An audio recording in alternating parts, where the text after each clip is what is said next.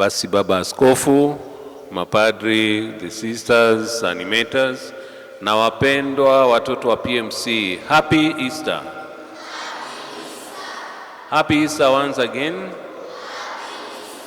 Basi siku ya leo tunashukuru Mungu kwa kutupa tena nafasi kama Dikania ya Ngong kukusanyika pamoja na watoto wetu wa PMC tunapokuja kumtukuza Mungu na kumshukuru kwa nafasi ambayo ametupatia pamoja na Baba Askofu. Baba Askofu aliona ni vizuri kila mwaka awe na nafasi ya kukutanika na watoto wa PMC na kushukuru Mungu pamoja, kufanya misa takatifu kila mwaka kama nafasi moja ya kuunganika na watoto wa PMC. So leo tunashukuru Mungu ametupa nafasi na imetokea wakati hata tuko kipindi cha Easter, na tunashukuru Mungu kwa ufufuko na neema ambayo ametujalia. So nawashukuru sana kwa kuweza kufika. Baadaye tutazungumza mengi. Kwa sasa ningependa kuwakaribisha nyote kwa St. Joseph the Worker Cathedral Ngong na kuambia kwamba tuwe pamoja, tuingie katika hali ya sala tunapoanza ibada ya misa. Kwa namna basi ya pekee, naomba tusimame tuweze kumkaribisha Baba Askofu aweze kutuongoza kwa misa takatifu. Tusimame wote, alafu tupige kofi moja moja. Asante sana na karibu Baba Askofu utuongoze kwa misa takatifu. Asante sana Vicar General kwa kutukaribisha hapa katika ibada hii takatifu ya misa, wakati huu wa furaha ya Pasaka, kwa kuwa Bwana amefufuka kweli. Tunamtolea Mwenyezi Mungu sadaka hii takatifu kwa ajili yenu, watoto wetu wa PMC na animators wote, na sisi sote tulioko, ili Mwenyezi Mungu aendelee kutubariki, kutuongoza katika maisha yetu ya Kikristo, tuweze kuwa wafuasi wake wenye bidii, waliomfuasa siku kwa siku. Basi tuanze ibada yetu ya misa hii takatifu.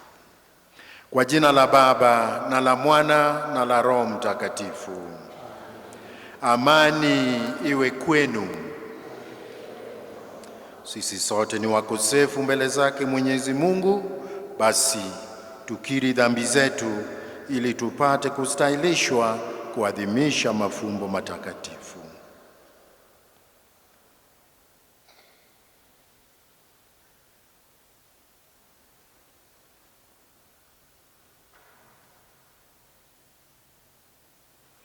Na muungamia Mungu Mwenyezi. Ndugu zangu, kwani nimekosa mno kwa mawazo, vitendo na kwa kutotimiza wajibu. Nimekosa mimi, nimekosa sana. Ndiyo maana na kuomba Maria mwenye heri, Bikira daima, malaika na watakatifu wote, nanyi ndugu zangu, niombeni kwa Bwana Mungu wetu. Mungu Mwenyezi atuhurumie, atusamehe dhambi zetu, atufikishe kwenye uzima wa milele.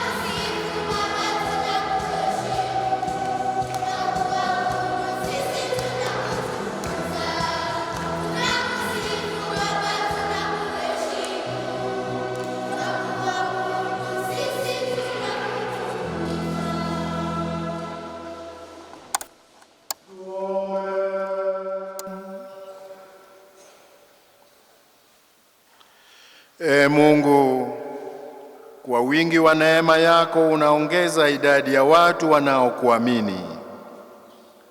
Watazame kwa wema wateule wako, ili waliozaliwa upya kwa sakramenti ya ubatizo wavikwe heri ya uzima wa milele. Kwa njia ya Bwana wetu Yesu Kristo mwanao, anayeishi na kutawala nawe katika umoja wa Roho Mtakatifu, Mungu daima na milele.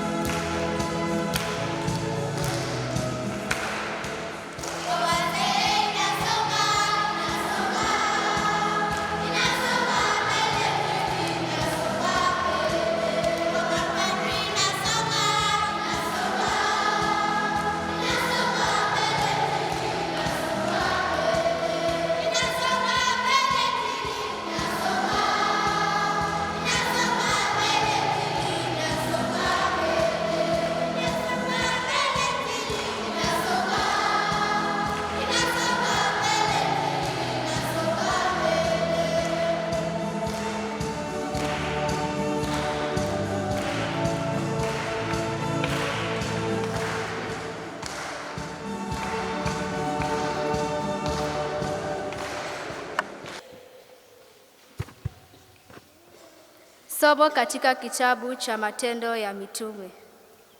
Siku zile, wajumbe wa baraza la Sanhedrini walipoona ujasiri wa Petro na Yohane na kuelewa ya kuwa sio watu wa elimu, ni watu wa kawaida, walishangaa na wakawatambua kuwa wafuasi wa Yesu. Pia walimuona yule aliyeponywa amesimama pamoja nao. Wakashindwa kujibu. Wakawaamuru watoke barazani na wakashauriana faragani wao kwa wao. Tufanye nini na watu hawa? Kutendwa muujiza nao kumejulikana.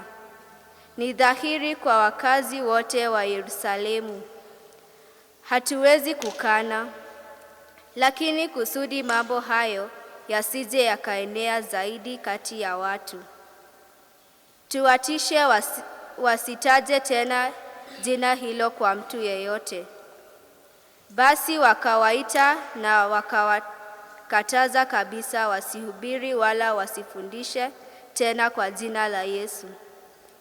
Lakini Petro na Yohane wakawajibu, kama ni haki mbele ya Mungu kuwatii nyinyi kuliko kumtii Mungu, amueni wenyewe. Sisi hatuwezi kuacha kuyatangaza mambo tuliyoyaona na kuyasikia. Wakazidi kuwatisha. Kisha wakawafungua, ila hawakuona njia kuwaadhibu kwa sababu ya watu, kwa kuwa wote walimtukuza Mungu kwa ajili ya tukio hilo. Neno la Bwana. Wimbo wa katikati. Maneno ya kiitikio: nitakushukuru e Bwana kwa kuwa umenijibu.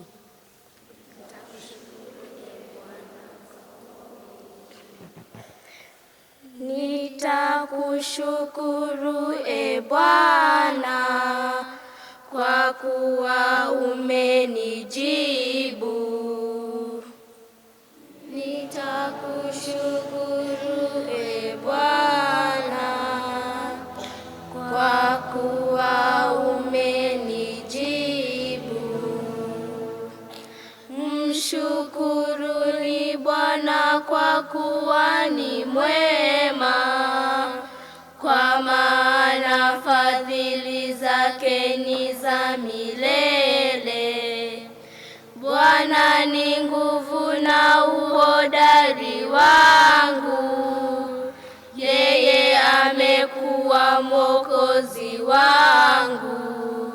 Sauti ya shangwe na ya ushindi inasikika katika hema za watu waadilifu. Nitakushukuru e Bwana kwa kuwa umenijibu. Mkono wa kuume wa Bwana unatenda makuu. Bwana ameinua mkono wake wa kuume. Sitakufa bali nitaishi, nami nitayasimulia matendo ya Bwana. Bwana aliniadhibu kwa ukali sana, lakini hakuniacha nife. Nitakushukuru e Bwana kwa kuwa umenijibu. Nifungulieni malango ya haki, nami nitaingia na kumshukuru Bwana. Huu ndio mlango wa Bwana, ambao kupitia kwake watu waadilifu wanaingia. Nitakushukuru kwa kuwa umenisikiliza, nawe umekuwa wokovu wangu. Nitakushukuru e Bwana kwa kuwa umenijibu.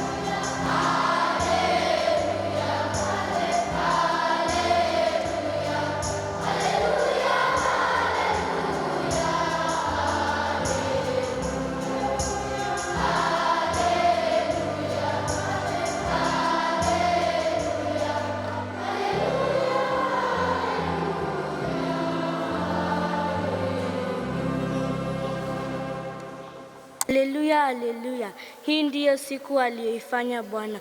Tuifurahie na kuishangilia. Haleluya.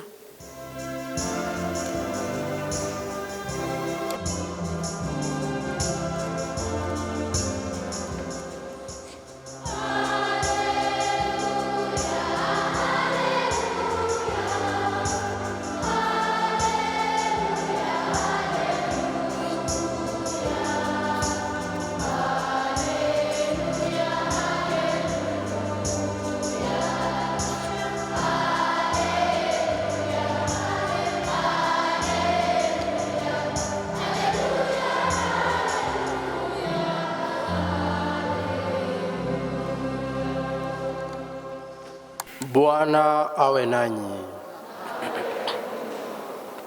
Somo la Injili takatifu ilivyoandikwa na Marko.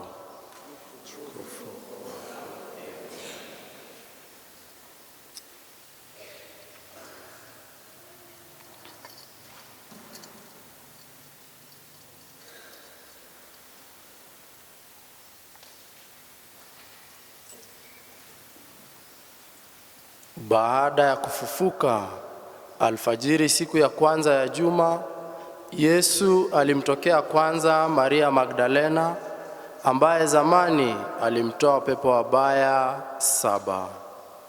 Huyo akaenda kuwapasha habari wafuasi wake waliokuwa wakiomboleza na kulia. Hao waliposikia ya kuwa yu hai na kwamba Maria Magdalena amemwona, hawakusadiki. Baada ya hayo alijionyesha kwa sura nyingine njiani kwa wafuasi wawili waliokuwa wakielekea sehemu za mashambani. Nao wakarudi wakawapasha habari wengine, lakini wao walikataa tena kusadiki. Mwisho aliwatokea wale 11 walipokuwa mezani, akawakemea kwa sababu ya kutoamini kwao na ugumu wa mioyo yao, kwa kuwa walikataa kuamini wale waliomuona amefufuka katika wafu. Akawaambia, nendeni duniani kote mkaihubiri Injili kwa kila kiumbe. Injili ya Bwana. Sifa kwako, e Kristo.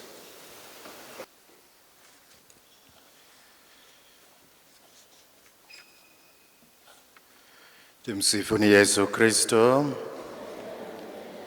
Mungu ni mwema na kila wakati. Mahujaji wa matumaini na pamoja katika sala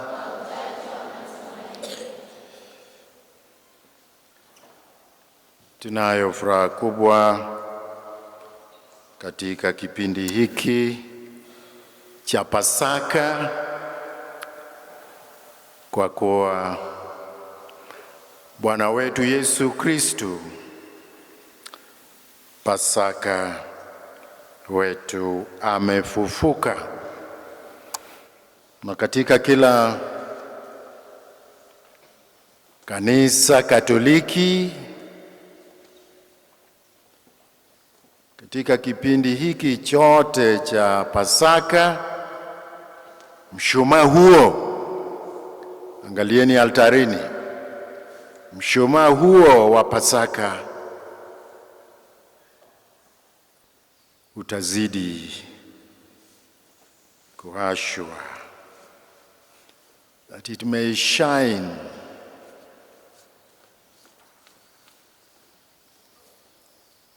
as Christ aliyefufuka kutoka mauti apate kuondoa giza ulimwenguni, maishani mwetu. Yesu aliyeshinda mauti, Yesu aliyeshinda dhambi, azidi kung'ara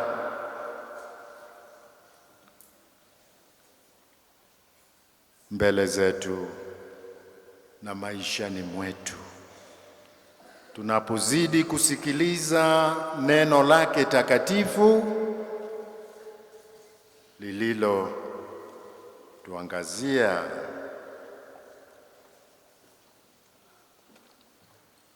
lililo tuongoza katika safari yetu. When you are walking in darkness, you do not see where you are going. When there is light, you see clearly. Unaiona vizuri sana the path, the njia, na huwezi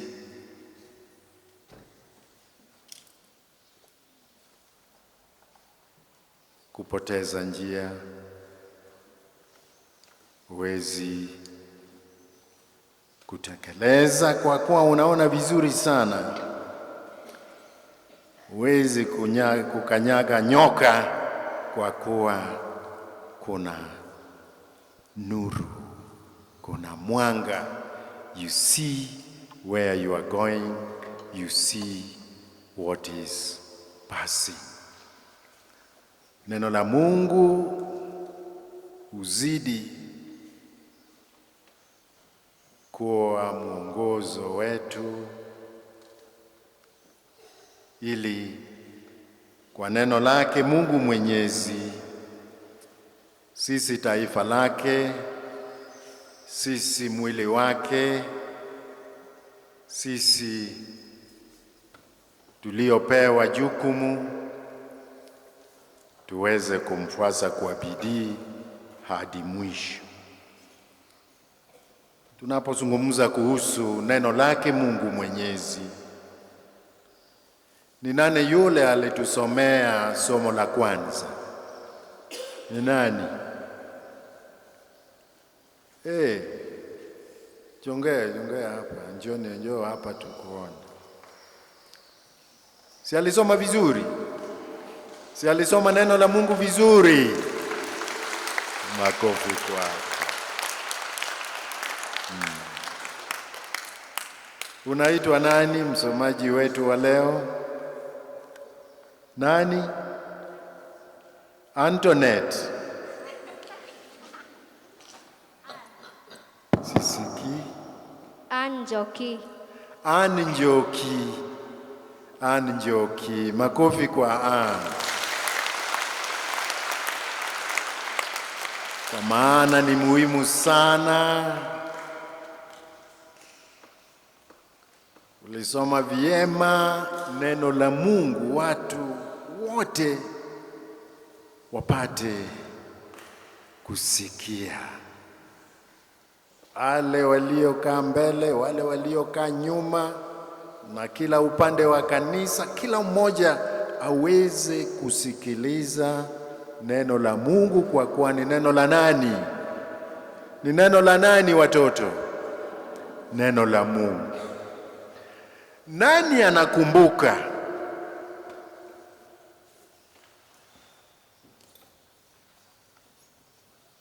somo hilo la kwanza lilitoka wapi? Somo lililosomwa na Ann Njoki lilitoka wapi? Who remembers where that first reading came from?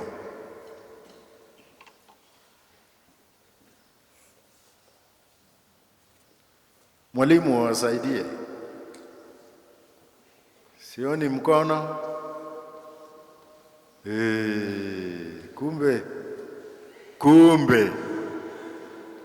Kumbe. Sioni hata mkono mmoja. Nani anakumbuka? Somo hilo lilitoka wapi? Lilitoka kwa kitabu kipi ama barua ipi?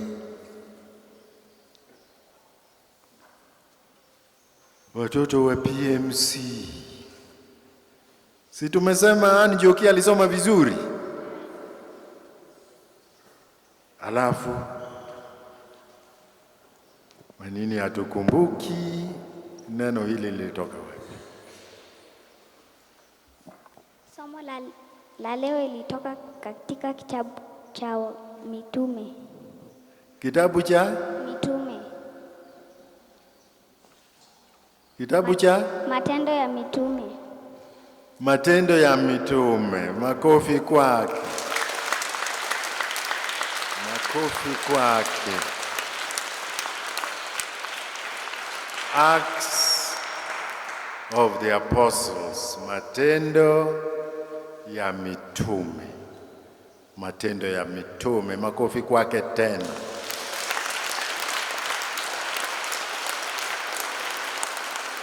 Tafadhali, ni muhimu sana ukija kanisani kushika kitabu au barua ambayo somo letu limetokea. Basi, nani anakumbuka hata neno moja kutoka kwa somo hilo la kwanza?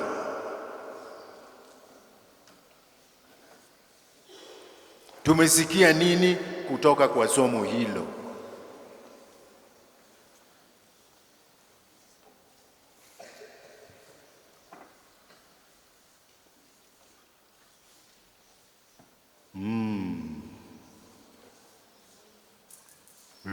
Leo ni leo.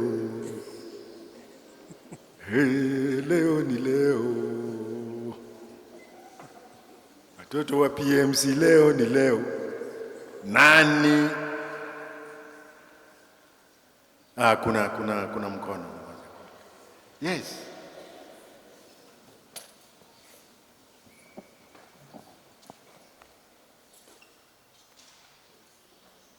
Kulisikia neno gani? What did you hear? Simama tu useme, usiwe na haya. Wewe ni PMC. Petro na Yohana walikuwa kwa imani. Ati Yohana? Petro alikuwa kwa imani. Sikusikia. Petro na Yohana walibaki kwa imani. Petro na Yohana walibaki? Mwalimu anasema nini? Mwalimu amesema nini? Petro na Yohana walibaki kwa umbali. Walibaki kwa umbali. Kwa umbali. Ya, kuna ukweli nusu kule. Ndio alisikia haya majina mawili ya Petro na Yohana, lakini walikuwa wanafanya nini? Walisema nini? Hebu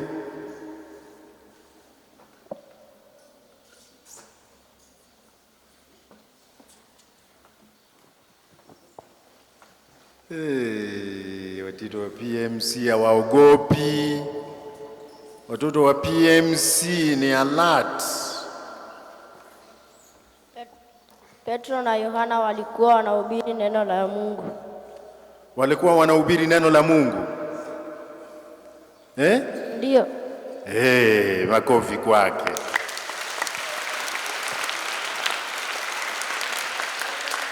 Walikuwa wanahubiri neno la Mungu. Unaweza rudi. Joki, unaweza rudi. Wewe umetusomea. Wewe rudi kwa.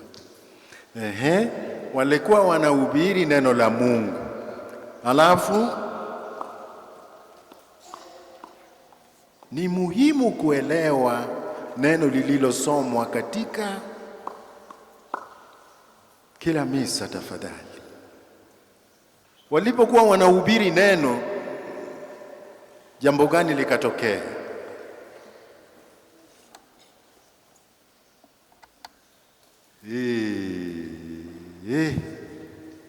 Mkono. Nani anataka kujaribu?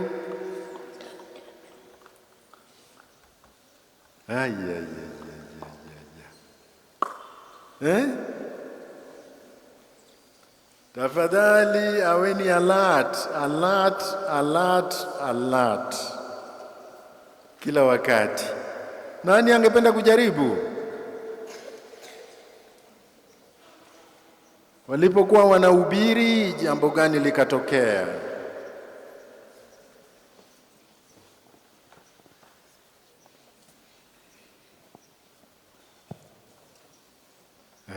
Kuna mkono kule. Watu waliamini.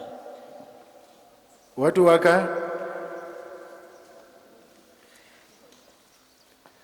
waliamini. Watu wakafanya nini? Mwana PMC anazungumza kwa confidence. watu wakaamini. Mwalimu wako akafanya nini? Anasema watu wakaamini. Wakanena. Wakaamini. Wakaamini. Kuna wengine walioamini, kuna wengine waliokataa, hata walitaka kuwaweka. Haya, simama. PMC haogopi. Wewe ni rafiki wa Yesu. Hata toamini. Watu hakuamini. Ati? Nasema watu hakuamini. Basi wengine hawakuamini hata kufufuka kwake Bwana wetu Yesu Kristo, wengine hawakuamini. Lakini hebu tusikie jambo la mwisho. Wakati Yohana na Petro walikuwa wakihubiri, ndio walikatazwa kuhubiri wakitumia jina la Yesu, lakini walikataa na kuendelea kuhubiri.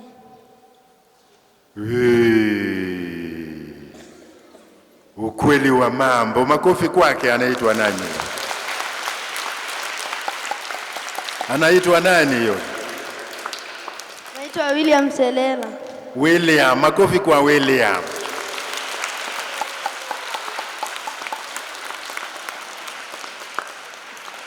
Walitaka kumtakaza kuhubiri,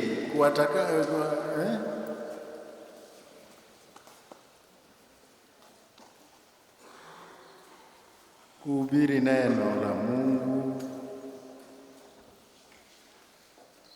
Akasema msiendelee kuhubiri neno hili. They wanted to block them, to stop them from preaching. Petro na Yohane wakasema wataendelea, wako tayari kutekeleza na kusikia sauti ya Mungu badala ya sauti ya wanadamu.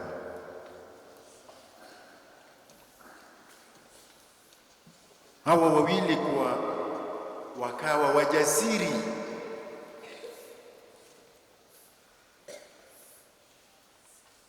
Wakasema sisi tutaendelea kuhubiri neno hili.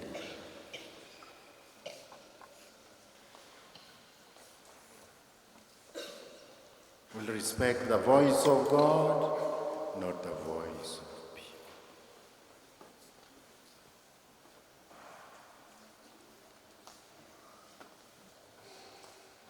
Na walipoendelea, wengine wakaanza kushangaa, wakasema hawa sio wasomi,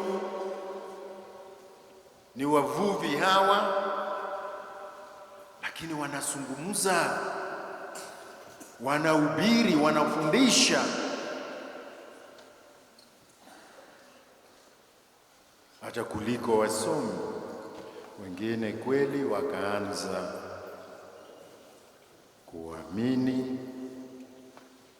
kumwamini Mungu na kusikiliza neno lake.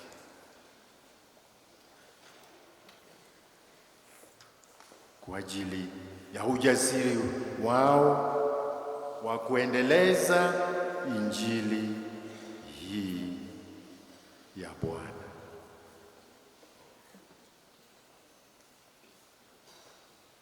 Si mwanzoni, wakati wa Bible procession, mkaimba wimbo mwanakwaya. Huo wimbo ulikuwa ati injili. Hebu turudie wimbo huo.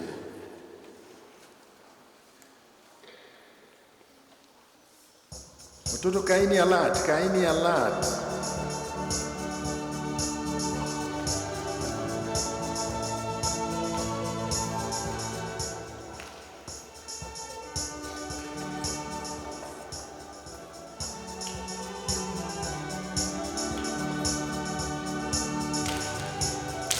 ilikuwa hiyo.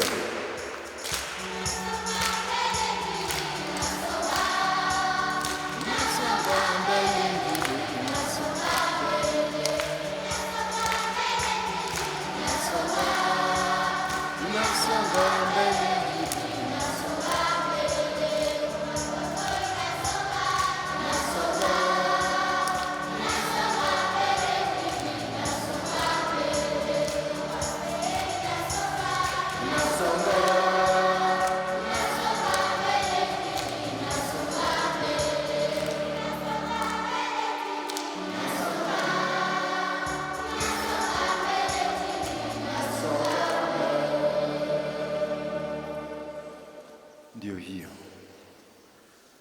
Injili inasonga mbele, lakini inatakikana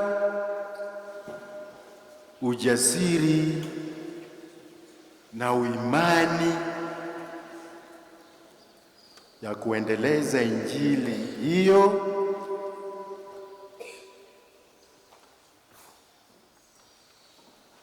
zikiwa changamoto nyingi, zikiwa shida, zikiwa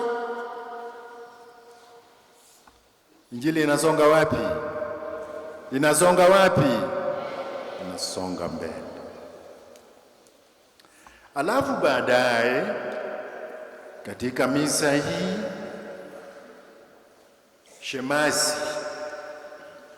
Shemasi Filipo akatusomea injili.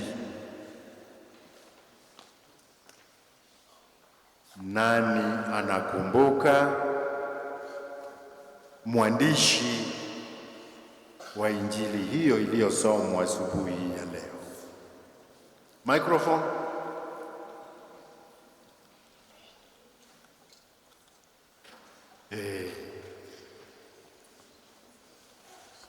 Huyo ni William tena? Ni William? Kumbe William ako alert. Somo la leo ilitoka katika kitabu cha Marko.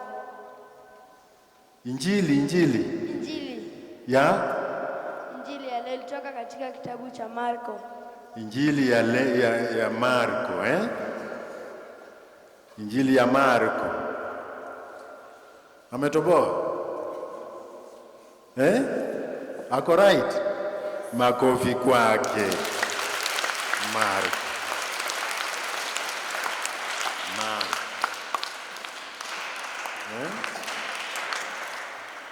Injili iliandikwa na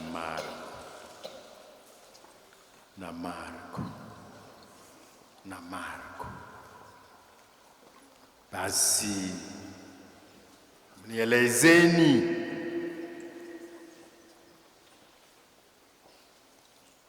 mafundisho kutoka kwa injili hii ya leo ya Marko. Ulisikia nini kutoka kwa injili?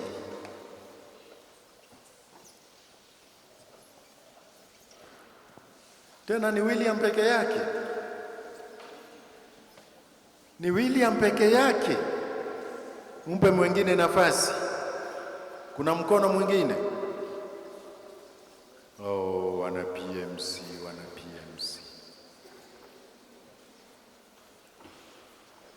Kuna mkono?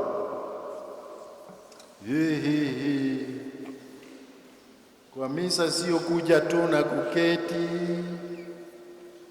ni kutega masikio. Tafadhali. Haya, anaitwa nani? Lewis. Dennis. Lewis. Yes. Okay, Lewis. Nitakuita Lawi. Nilisikia kuwa Yesu alitokelezea kwa wafuasi wake. Alifanya nini kwa wafuasi wake? Alitokelezea. Tokelezea. Sielewi neno hilo. Mwalimu, Anasema Yesu aliwatokelezea au aliwatokea wafuasi wake. Aliwatokea. Ndio, ni kweli. Makofi kwa Lewis.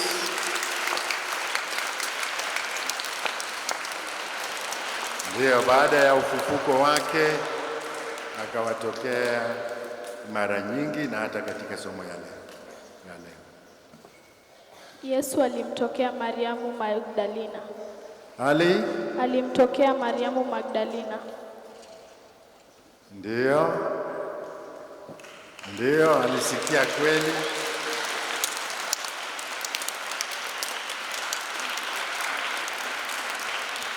Laini ya kwanza kabisa, siku ya juma ya kwanza, Yesu alimtokea kwanza Maria Magdalena. Ndiyo, haya maneno yalisoma.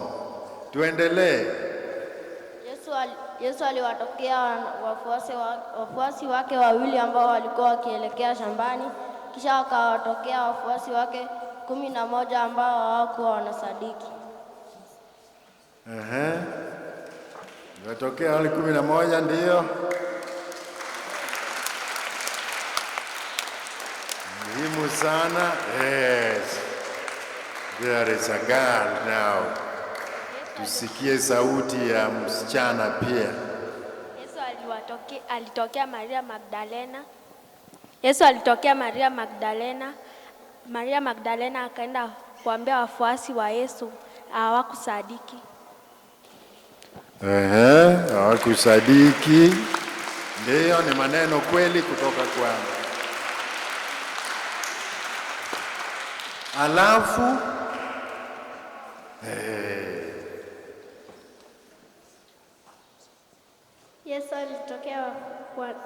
Yesu alitokea wafuasi wake akawaambia waende watangaze Injili.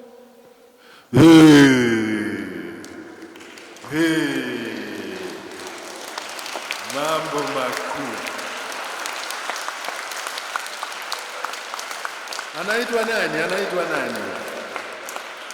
nani? Margaret. Magreen. Makofi kwa Magreen tena tafadhali. Ati akawaambia, nendeni duniani kote mkaihubiri Injili kwa kila kiumbe. Asante sana. Ndio. Yesu alimtokea Maria Magdalena na Maria Magdalena akaenda kuambia watu Yesu amefufuka. Maria Magdalena akaenda kuambia watu Yesu amefufuka. Ndio, okay. Tumesikia makofi kwake. Basi. Yesu akawaambia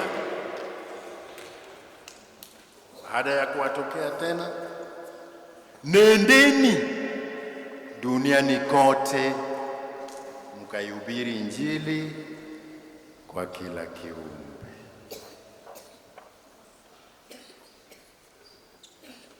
Akawatuma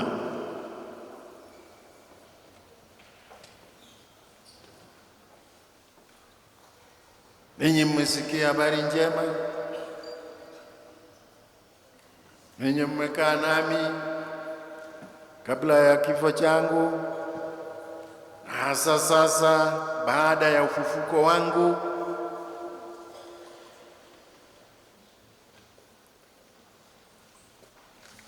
Mmenifuata, sasa nendeni mkawafanya wengine pia, kila kiumbe kiweze kusikia habari njema. Sasa mnaelewa kwa nini Petro na Yohane walikuwa na ujasiri wa kusema, sisi hatuwezi kuacha kuyatangaza mambo tuliyoyaona na tuliyoyasikia, kwa kuwa walitumwa. Baada ya kufufuka kwake, Yesu akawatuma waende kila mahali kueneza Injili.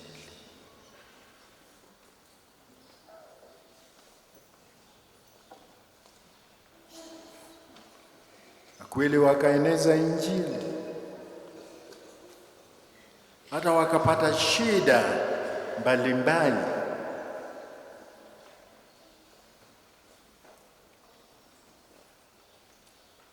Wote wakauawa isipokuwa Yohane kwa ajili ya Injili, ili watu wote ulimwenguni na kila kiumbe duniani kiweze kupata habari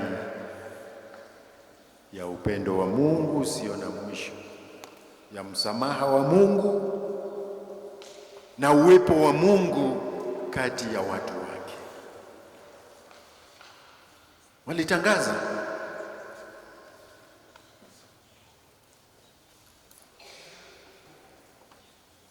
nasi pia kwa neema yake Mungu Mwenyezi na kwa wema wake wakatekized, tumebatizwa, wengine wamepata sakramenti ya kipaimara,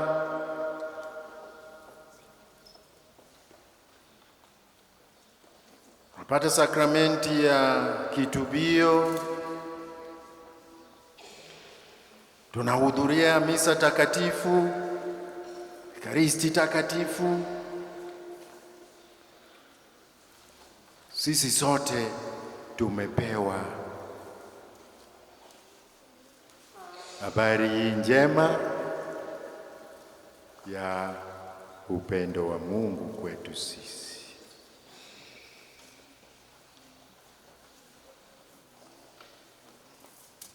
Watume walihubiri, wakafa, wafuasi wao, waandamizi wao wakaendelea kuhubiri neno,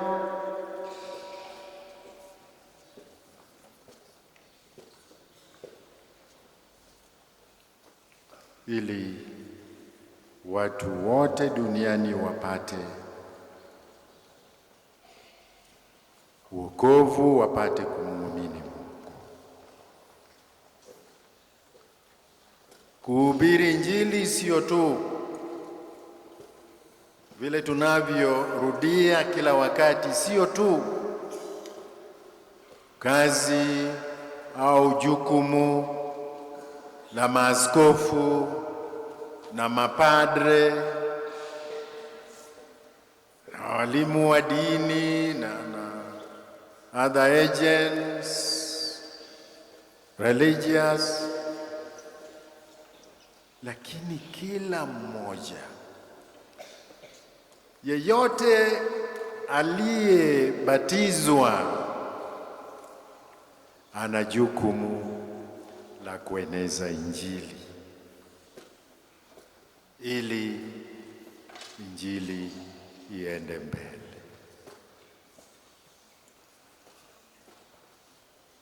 Ninyi watoto wa PMC, you are missionary children.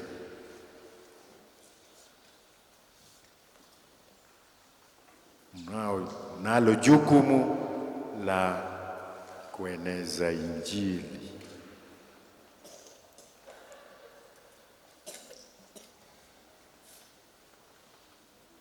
Listen to these words as if they are addressed to you. Nendeni duniani kote mkaihubiri Injili kwa kila kiumbe.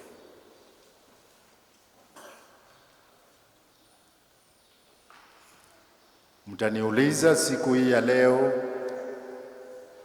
wana PMC atawezaje kueneza Injili?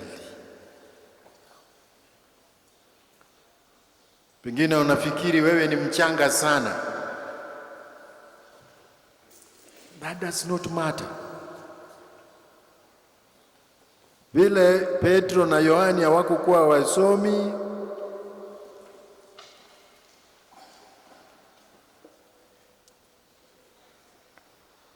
waliweza kueneza Injili kwa nguvu. Na kueneza Injili kumwanishi kuwaendea na kuwatembelea wale ambao tu hawajasikia neno la Mungu, hata kwa wale ambao wamesikia. Wakati mwingine hata katika misa kama hii unamuona mtoto mwenzako ameanza kulala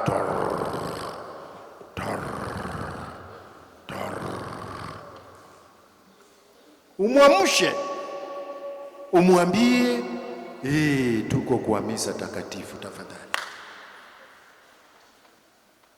tuko katika misa takatifu.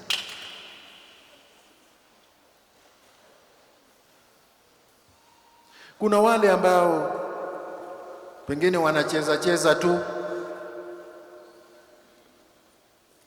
Chukua hilo kama jukumu lako, kumwambia tafadhali, stay put, stay calm. Tuko katika ibada takatifu.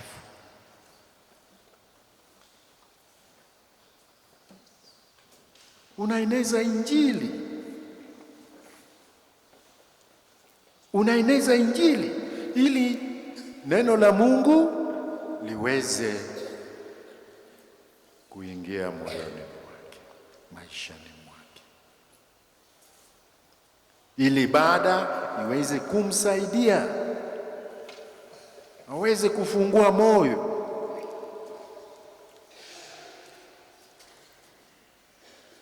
Pengine kuna mtoto mwenzako ambaye haombi siku hizi,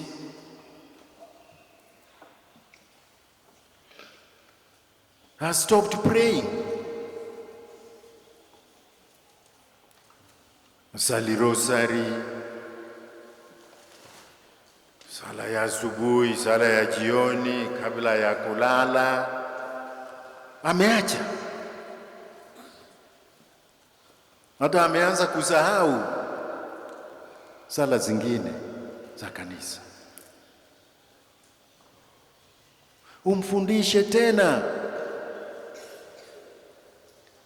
na kwa mfano wako wa sala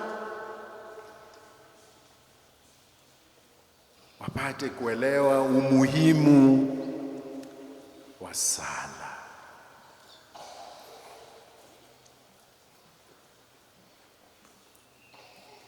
Pengine kuna mtoto mwenzako ambaye anaogopa sana kusimama mbele ya watu kwa sala ya waumini au kusoma neno la Mungu kwa wenzake. Uwe mwalimu wake. Hii sio tu kazi ya animators, bali ni jukumu la kila mmoja wetu, na kila mmoja wenu. Umtie moyo Kila mmoja wenu anaweza kusoma vizuri kama alivyofanya Anne Njoki. Unaweza. Ukimwona anaona haya, anaogopa, umtie moyo. Na hiyo ni njia moja ya kueneza Injili, kuhubiri Injili.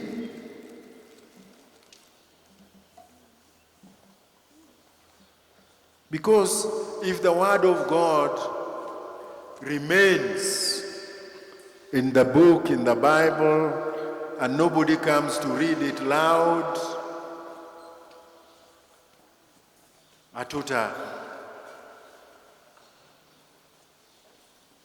fahamu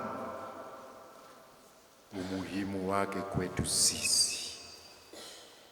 Kwa maana Mungu ametuunganisha, akatufanya familia moja na mwili wake moja.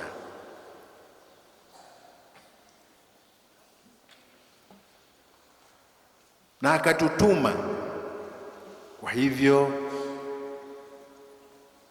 sisi ni mwili mmoja na tumepewa utume mmoja wa kuhubiri Injili.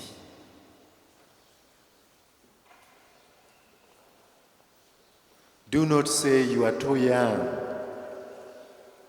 Usiseme wewe ni mchanga sana, kwa kuwa wakati wowote unapohubiri Injili, wakati wowote unapowapa wenzako mfano mwema, you are not alone. Watoto, you are not.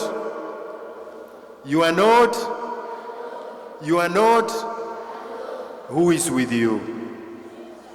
Who is with you? Who is with you? And when Jesus is with you, nothing and no one can stop you. Have always that in your mind. Wekeni ukweli huu mioyoni mwenu. Tukiwa na Yesu,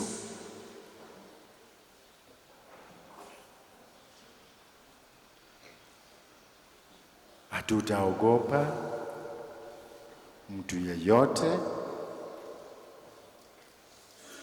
hatutaogopa chochote, kwa kuwa Bwana yu nami.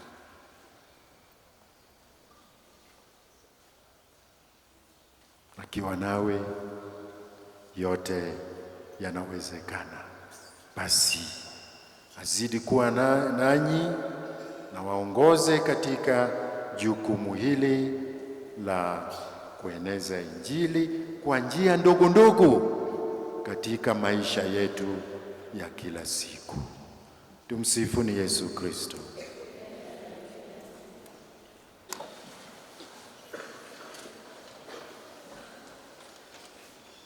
Sala za waumini. Ndugu wapenzi, katika furaha hii ya Pasaka tumuombe Mungu kwa juhudi yote, ili yeye ambaye anapokea kwa kuridhika sala na maombi ya mwanaye mpenzi apende pia kuutazama unyonge wetu. Tuombe kanisa. Mungu, tunakushukuru kwa kuwa kupitia mwanao Yesu Kristo ulianzisha kanisa lako. Tunakuomba urejalie amani, nguvu na bidii katika kazi yake. Bwana, tunakuomba kwa ajili ya watoto wote na haswa marehemu wale wa PMC.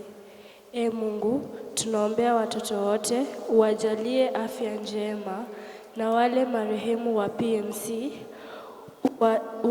uwajalie na uwarehemu na uwapee pumziko ya amani. Bwana, tunakuomba.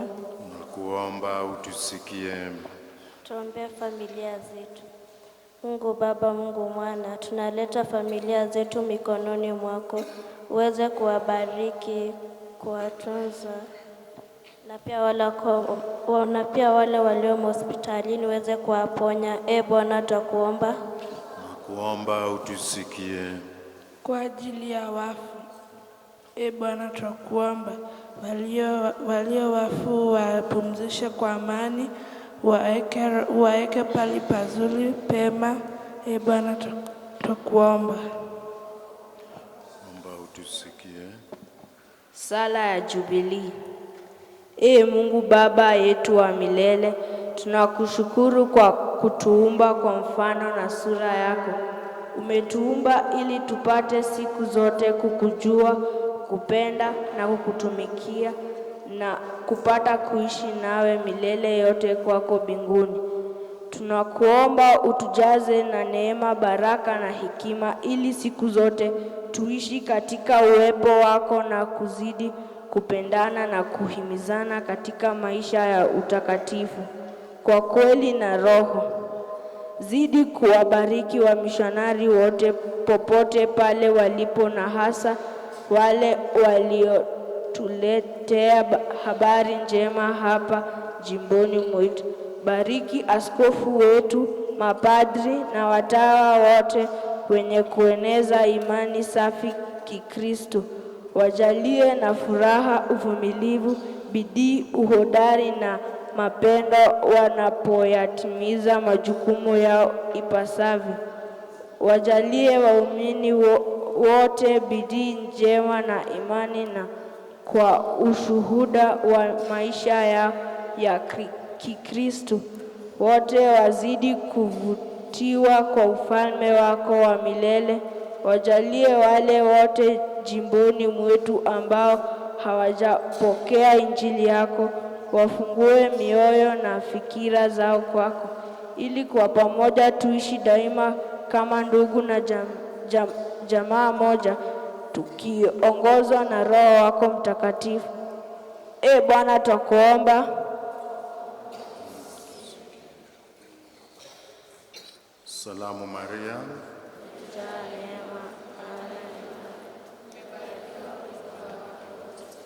na Yesu mzao tumbo lako mbarikiwa. Maria mtakatifu, mama wa Mungu, tuombee sisi wakosefu. Mungu, wajua kwamba maisha ya wanadamu yanakabiliwa na mahitaji mbalimbali. Usikilize nia za wanaokuomba, hasa watoto wetu, na upokee sala za waamini wako kwa njia ya Kristo Bwana.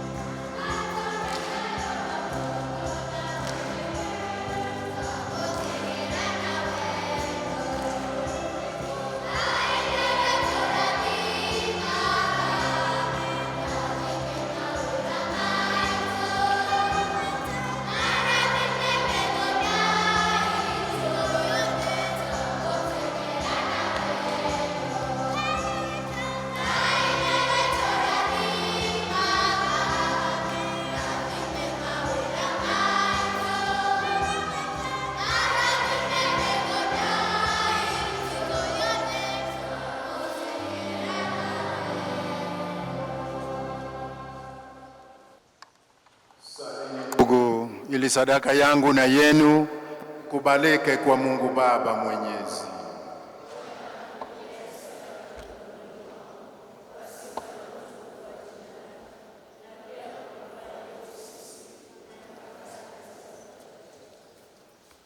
Bwana, tunakuomba utujalie tufurahi daima katika kuadhimisha mafumbo haya ya Pasaka, ili kazi ya ukombozi wetu inayoendelea kutimizwa ndani yetu iwe kwetu sababu ya furaha ya milele kwa njia ya Kristo Bwana wetu. Bwana awe nanyi. Inueni mioyo. Tumshukuru Bwana Mungu wetu. Kweli ni vema na haki, tendo la kufaa na la kuleta wokovu, kukutukuza kila wakati, Bwana, lakini hasa siku hii kutangaza utukufu wako, kwa kuwa Kristo Pasaka wetu ametolewa sadaka. Yeye ndiye mwana kondoo wa kweli aliyeondoa dhambi za ulimwengu. Yeye ndiye aliyeangamiza mauti yetu kwa kufa kwake, na alitengeneza upya uzima kwa kufufuka kwake. Kwa sababu hiyo, katika upeo wa furaha ya Kipasaka, ulimwengu mzima unashangilia, lakini pia nguvu za mbinguni na majeshi ya malaika wanaimba utenzi wa utukufu wako, wakisema bila mwisho: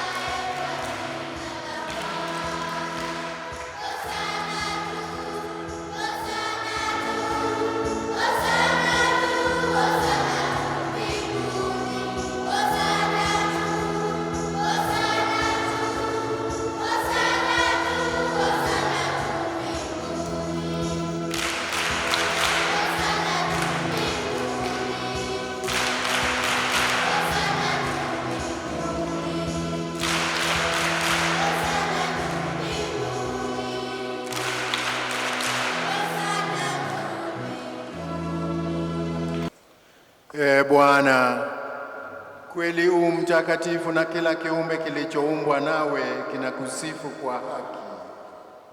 Maana kwa njia mwanao Bwana wetu Yesu Kristo, na kwa uwezo tendaji wa Roho Mtakatifu, unavitia uzima vitu vyote na kuvitakatifuza, wala huachi kukusanya watu kwako, ili toka mawio ya jua hata machweo yake dhabihu safi itolewe kwa jina lako. Basi Bwana, tunakusihi kwa unyenyekevu vipaji hivi ambavyo tumekutolea, ili uvitakase, upende kuvitakatifuza kwa Roho huyo huyo, ili viwe mwili na damu ya mwanao Bwana wetu Yesu Kristo, aliyetuamuru tuadhimishe mafumbo haya. maana yeye mwenyewe usiku ule alipotolewa alitoa mkate na akikushukuru aliubariki, akaumega na akawapa wafuasi wake akisema, twaeni mle nyote, huu ndio mwili wangu utakaotolewa kwa ajili yenu.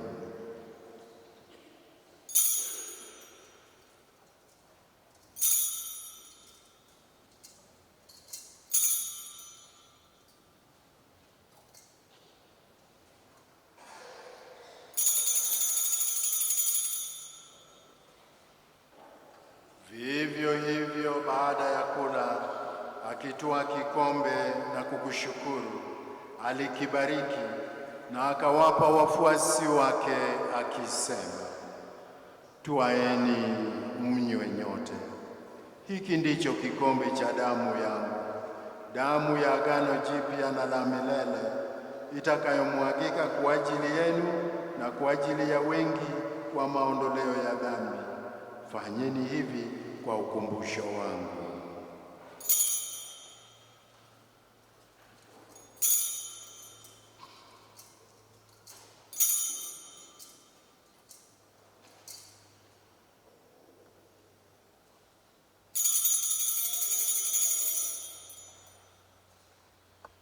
Fumbo la imani.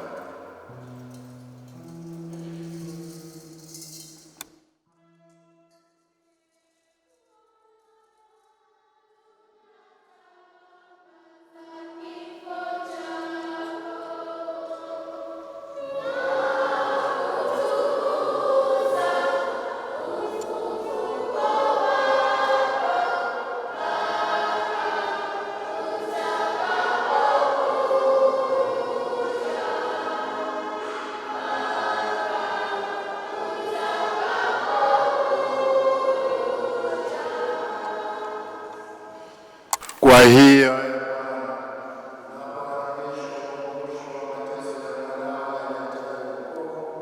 pamoja na ufufuko wake wa ajabu na kupaa kwake mbinguni, na tunapoutazamia ujio wake wa pili, tunakutolea kwa shukrani sadaka hii iliyo hai na takatifu.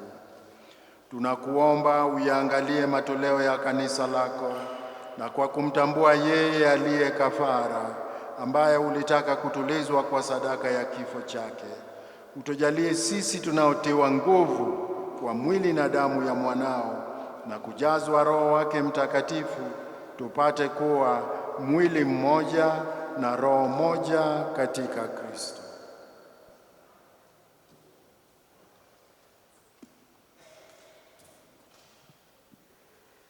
Yeye atufanye sisi tuwe kwako sadaka timilifu ya milele, ili tuweze kupata urithi pamoja na wateule wako.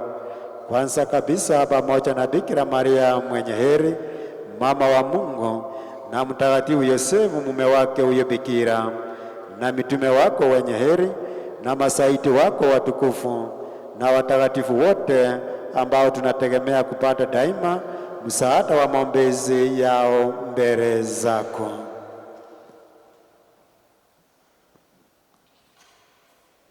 Tunakuomba, e Bwana, huyu aliye kafara na upatanisho wetu, alete amani na wokovu duniani kote. Upende kuliimarisha katika imani na mapendo kanisa lako linalosafiri hapa duniani, pamoja na mtumishi wako Baba Mtakatifu wetu Leo na askofu wetu Yohane, pamoja na maaskofu wote, waklero wote na watu wote unaowafanya kuwa taifa lako. Usikilize kwa wema sala za jamaa hii ulioita hapa mbele yako. E Baba uliye mtakatifu, kwa huruma yako wakusanye kwako wanao wote waliotawanyika popote duniani. Wapokee kwa wema katika ufalme wako ndugu zetu marehemu na wote walioaga dunia wakiwa wamekupendeza. Nasi tunatumaini kufika katika ufalme huo, ili pamoja tushibishwe milele kwa utukufu wako, kwa njia ya Kristo Bwana wetu, ambaye kwa njia yake unaujalia ulimwengu mema yote.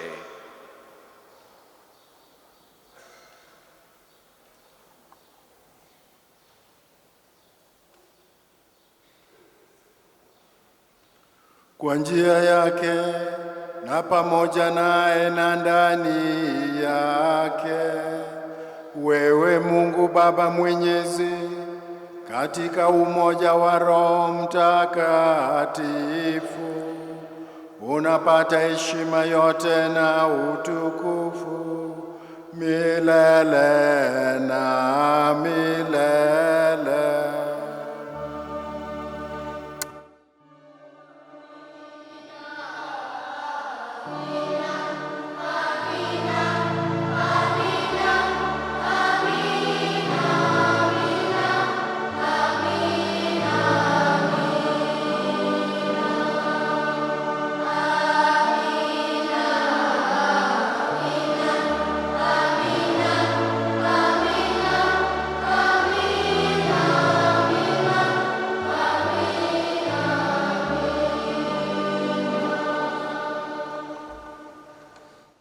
Kulitia agizo la Mwokozi wetu na tukifuata mafundisho yake ya kimungu, tunathubutu kusema: Baba yetu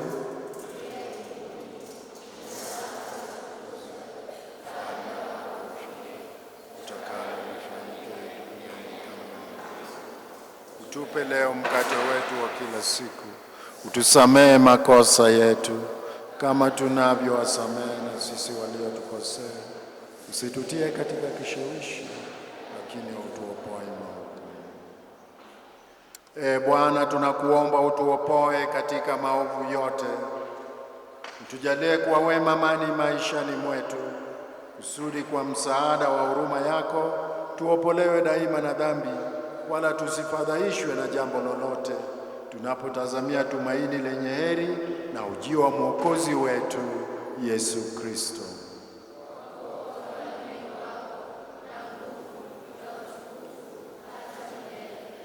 Bwana Yesu Kristo, uliyewaambia mitume wako, amani na waachieni, amani yangu na wapa, usizitazame dhambi zetu, ila tu imani ya kanisa lako. Upende kulijalia amani na umoja kama yalivyo mapenzi yako, unaishi na kutawala milele na milele. Amani ya Bwana iwe daima nanyi. Mpeane amani.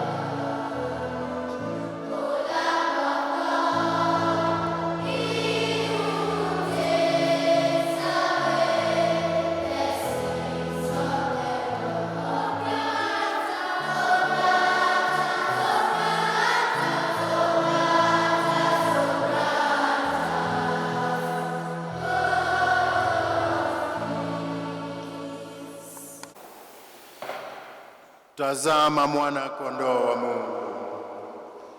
Tazama aondoaye dhambi za ulimwengu. Heri yao walioalikwa kwenye karamu ya mwana kondoo.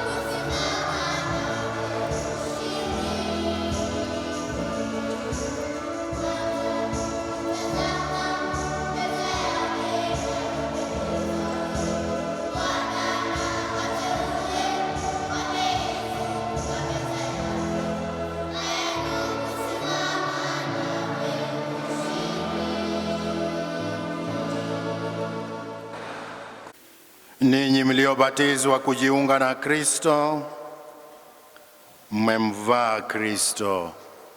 Haleluya. Tuombe.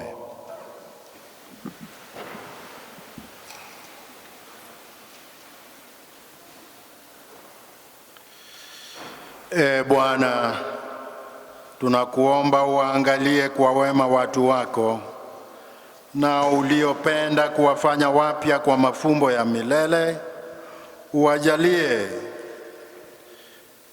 waufikie ufufuko usioharibika wa miili itakayotukuzwa kwa njia ya Kristo Bwana wetu.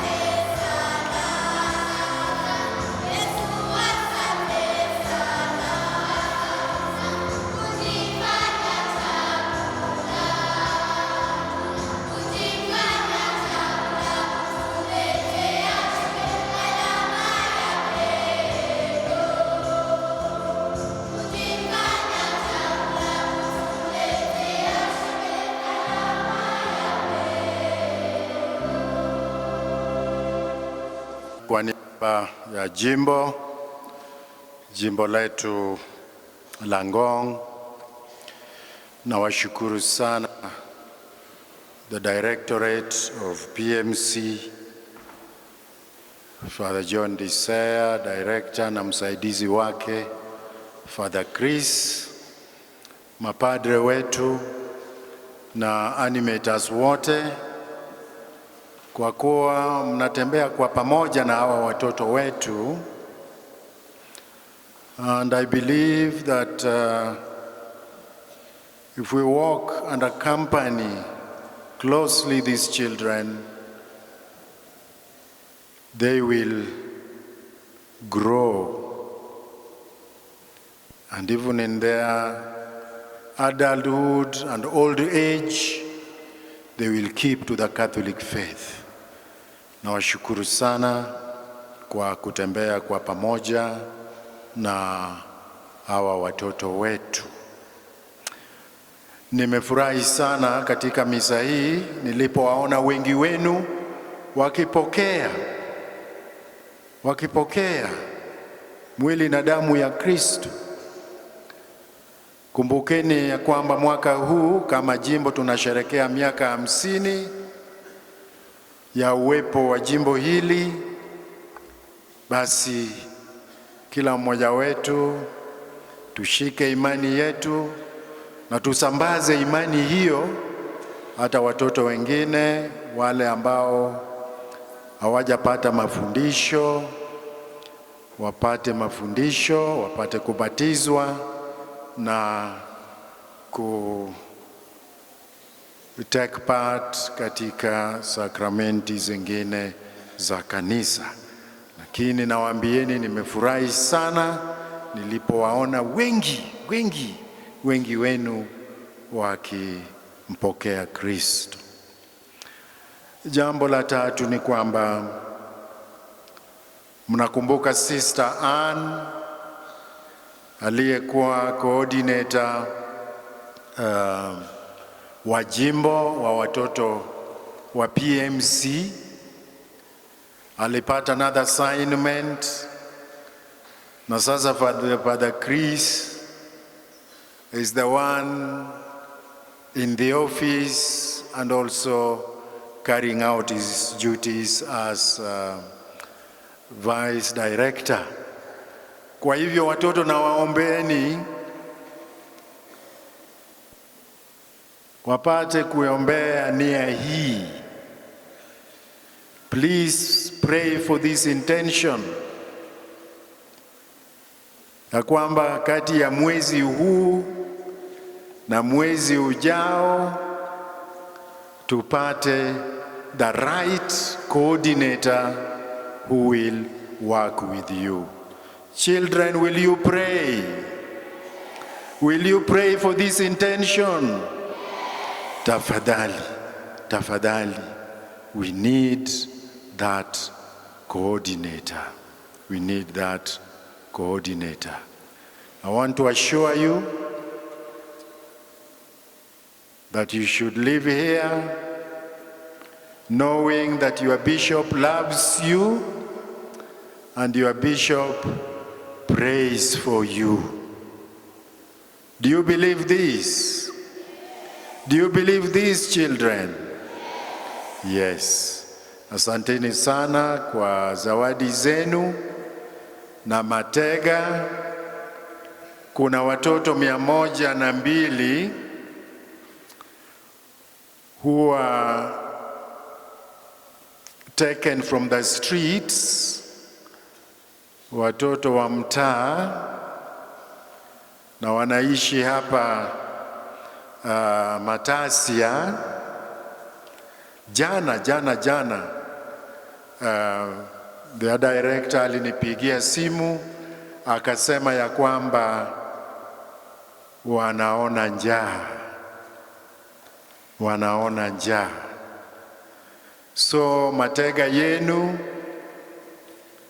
na zawadi yenu ya siku hii ya leo yatawasaidia ili wapate chakula. Children helping children means, yes, kwa njia ya Injili, pia kwa njia ya kuwasaidia concrete people kama hawa. Kwa hivyo asanteni sana kuwasaidia hawa watoto wa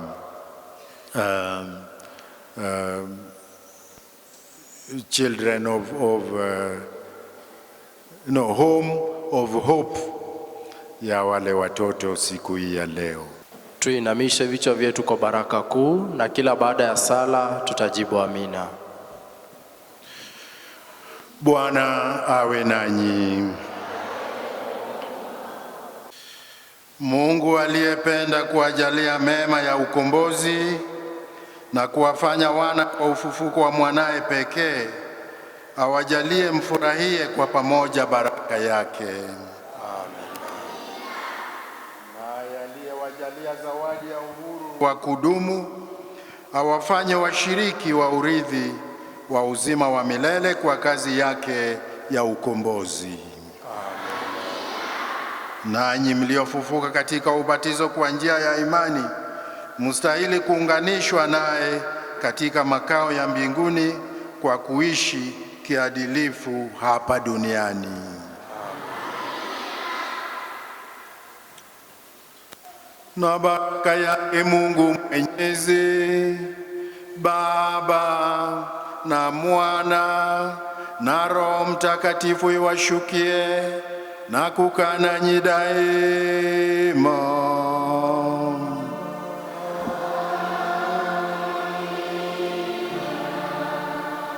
Nendeni na amani. Haleluya, haleluya.